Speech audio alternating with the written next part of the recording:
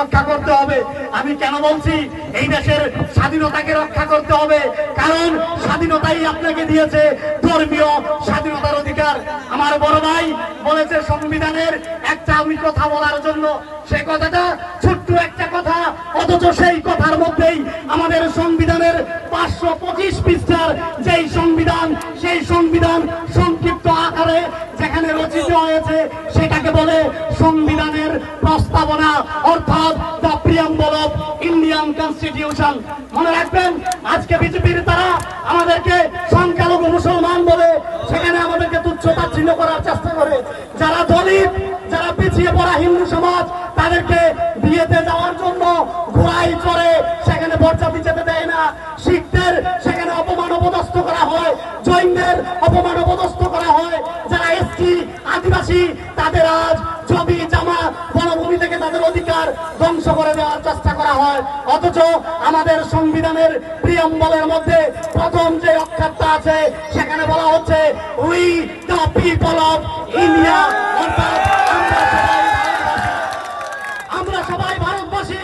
আর সেই ভারতবাসীরা বলছে we the people of India having strongly resolved to constitute India into a sovereign, socialist, secular, democratic and republic, and to secure to all its citizens justice of social, economic and political liberty of thought, belief, faith and worship, equality of status, opportunities, and to promote among them all and fraternity, assuring the dignity of the individual and the unity and integrity of the nation.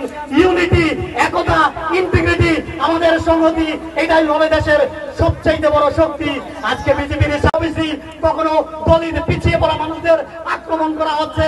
মনে রাখবেন, তাদের হাত থেকে যদি আমাদেরকে কেউ বাঁচাতে পারে সেটা হচ্ছে সংবিধান, দেশের সংবিধান। তাই আজকের এই সমাবেশস্থল থেকে আমাদের প্রতিজ্ঞা হোক, যেন প্রকারে আমরা বাবা সাহেব আম্বেদকরের দেওয়া এই যে সংবিধান, এই সংবিধানকে রক্ষা করব, এই সংবিধান আমাদের রক্ষা করবে। সবশেষে আমি বক্তব্য দেওয়ার জন্য দাঁড়িয়েছি, তার জন্য আমার বক্তব্যকে দীর্ঘায়িত করব না। আপনারা অনেক দূর দূরান্ত থেকে এসেছেন, যারাই এসেছেন তাদের সবাইকে ধন্যবাদ। এই লড়াই এখানে থেমে থাকবে না, মনে রাখবেন। সবাই বলে গেছে, আবার রিপিট করছি, লড়াইটা হিন্দু ধর্মের মানুষের প্রতি না, লড়াইটা অন্য জাত ধর্মের বর্ণের ভাষার মানুষের এগেইনস্টে না। এই লড়াই হচ্ছে তাদের বিরুদ্ধে যারা স্বাধীনতার সংগ্রামে স্বাধীনতা সংগ্রামীদের অপদস্থ করে ইংরেজদের পক্ষ নিয়েছিল। এই লড়াই হচ্ছে তাদের বিরুদ্ধে যারা সংবিধানকে মানতে পারে না। অর্থাৎ যখন 1949 সালের 26শে নভেম্বর আমাদের সংবিধান লিখিত হয়েছিল, লিপিবদ্ধ হয়েছিল, সেই দিন এই আরএসএস এবং বিজেপি দিল্লির রামলীলা ময়দানের মধ্যে আমাদের সংবিধানের কপি সেখানে জ্বালিয়েছিল।